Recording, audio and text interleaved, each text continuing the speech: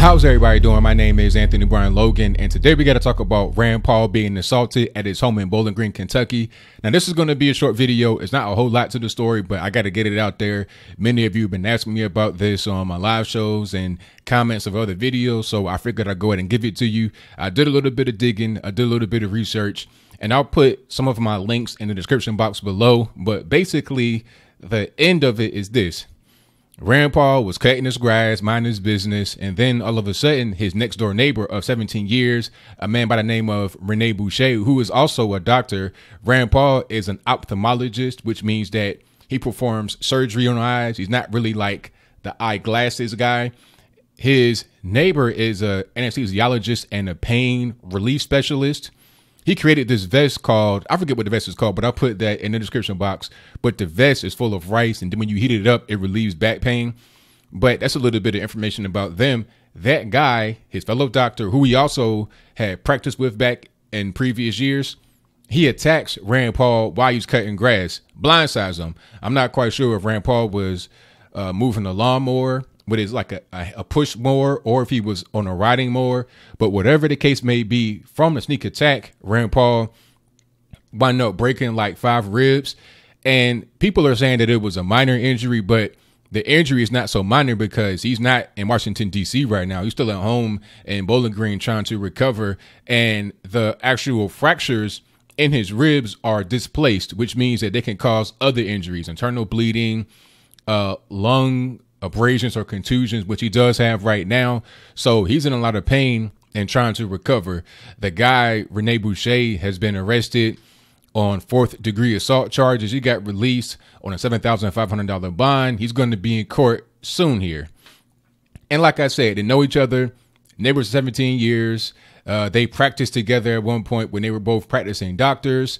And I heard about this at first. I was like, okay, is it a home invasion? What's going on? And then I heard it was a neighbor. I was like, okay, there's probably some dispute between the two of them on some personal stuff, which is pretty much what's coming out now. The lawyer for the assailant said that it was not about anything political, because I've seen different websites that come out and say that this guy was a leftist. He was a Democratic voter. It's alleged that he shared that Greg Gianforte video. Remember that? The politician in Montana who was running, and then some leftist reporter got a little bit too close in his space, a little bit too much into his bubble, and then somehow he got body slammed. He shared that video. I'm not quite sure what his caption or his comment was, but he allegedly shared that.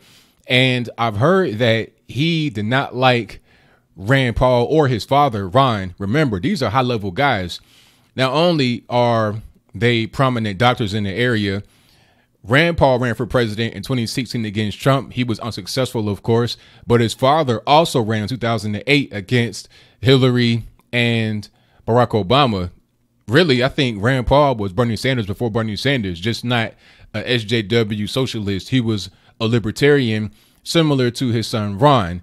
So that right there has been identified as a possible point of contention, but I don't have 100% certain confirmation on that. But like I said, this guy's a Democratic voter. He shared that whole thing with Greg Gianforte, and there's been some strife between the two of them. I heard they hadn't been talking for a long time because of his political leanings, probably because of Trump. If you are in the Republican Party and you're any kind of way aligned with Trump and you fall into the whole Trump hysteria, which I've talked about before, if you fall into that category, it may be easier to just lose your cool and then just blindside attack somebody. So that's pretty much all there is to it. There's going to be a court date soon here. He could face up to a year in jail. I doubt he'll do jail time. He should. I mean, you can't just run up on somebody and blindside them. And one last thing I want to say, there was a property dispute. When I heard it was his neighbor, I was like, okay, it's probably a property dispute going on, because there's a creek behind Paul's house. And that creek has been like a point of contention, because it's like, maybe that belongs to the neighbor. Maybe it doesn't. Maybe that's public land or whatever. Rand Paul's kids play back there. So that right there could have been a point of contention. Also, the political stuff. But only time was going to tell.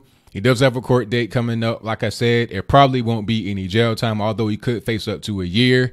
I'm not sure if it's a felony or not. Like I said, it's a 4th degree assault charge. If you know anything about it's a felony, misdemeanor, or whatever, please let me know in the comments below.